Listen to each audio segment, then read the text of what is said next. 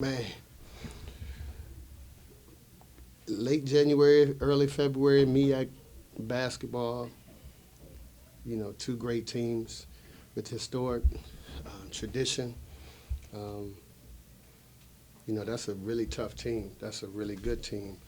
They've been rocking and rolling. They're well coached. It's always a challenge. It's always a battle. We look forward to it. We embrace the fight. We embrace the challenge. We knew what they were going to do, coming in terms of competing. And I told our guys the main thing we have to do is compete. We got off to a slow start, um, and we didn't follow some of the scouting report, and I think a lot of that is just nerves. And hats off to Norfolk, they capitalized on our costly turnovers early on, and unfortunate miscommunications on defense. And I just wanted our guys to get settled. I told them, sometimes home games are tough. These guys haven't played at home in 2.5 years in COVID. And so it's their second home game in front of a crowd of this capacity. Then you factor in the fact that it's on national television. It's a lot of jitters and butterflies and, the girlfriends here looking at them on TV. So y'all know how that goes. So I got to coach beyond all of that. And the girlfriends are always undefeated. So I just wanted them to settle down and, embrace the moment. And I told them in the huddle, don't look up no more. Don't look up at your mama, your girlfriend, the crowd, nobody dancing, partying. They're handling their business. As spectators, you got to handle your business on the floor. It was a back-and-forth slugfest. I thought Alex Caldwell came in and knocked down some huge threes that kind of got us settled, a little bit. We just needed to make some shots. Early on, we missed probably 7 or 8 layups. Wasn't getting much production from the inside, so we went small. And just tried to make them guard, on the perimeter and spread them out a little bit. And, we were able to knock down some shots. Justin Wright is phenomenal. That kid, his spirit is infectious. He's an old school NCCU basketball player. Yes, sir, no, sir kid, beautiful kid, and just fights and competes, at all time. And his spirit is really infectious, and he's carrying us. He had a tough task of guarding Joe Bryant, who's probably up to this point, the player of the year in this league. And he did a phenomenal job on him, as good as he can possibly do.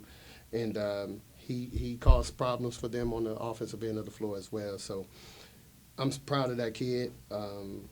Eric Boone came up with some huge steals. That's what he does. He probably got the quickest hands of any player I've ever coached. I told him, stop throwing the ball away now, right? Like, throw it to somebody with a white jersey on instead of opposite color jersey on. I wish he would have finished the layup. But hats off to Norfolk. They, up 6 with 13. Joe makes a shot up in the stands somewhere, and then we turn it over off of a jump ball, and, they got a chance to win it. And, I didn't want to call timeout to give them a chance to draw up a play, but I didn't want to take it home with me neither. So we just guarded the three-point line. We kind of knew they would, with 4 seconds or less, they would try to shoot instead of getting an early 2 and calling a timeout. And, hats off to Nick. He ended up making a play down the stretch, and we got to finish games. He missed 2 free throws, and they had a chance to win it. But our crowd was electric. Shout out to our crowd, our students. They showing up and they showing out, and they really getting us over that hump and giving us that home court advantage. And, it's great to be a part of, and I thought it was a great showing for national television and a great HBCU MEAC basketball game. Coach, what do you think switched down those last minute and a half? Is you hadn't had a lead the entire game until 90 seconds to go. You got some key steals. What was just defense? Yeah, we got fortunate. We got a couple of stops. Hawkins had a corner 3 that he normally makes, and he just so happened to miss it. And I knew we were in the bonus. And I knew they were guarding Randy close, and I knew they were switching all the screens. So we ran a couple of plays to kind of get some misdirection going and try to cause some confusion, and we were able to do that, and we ended up making a 3. And once we made that 3, that's when the crowd just really got into it for another level and applied some game pressure, right? Because I thought up to that point the crowd was here, they were electric, but they knew that was our first time taking the lead too. And then you couldn't hear in here. And so now that applies a lot of game pressure to Norfolk, where they got to go make a play. And, shout out to our crowd. They the 6th man over there. You were out there shaking hands, giving everybody fist pumps after the game. How important was this win? I mean, because this seemed like that game against A&T a couple of years ago. Yeah,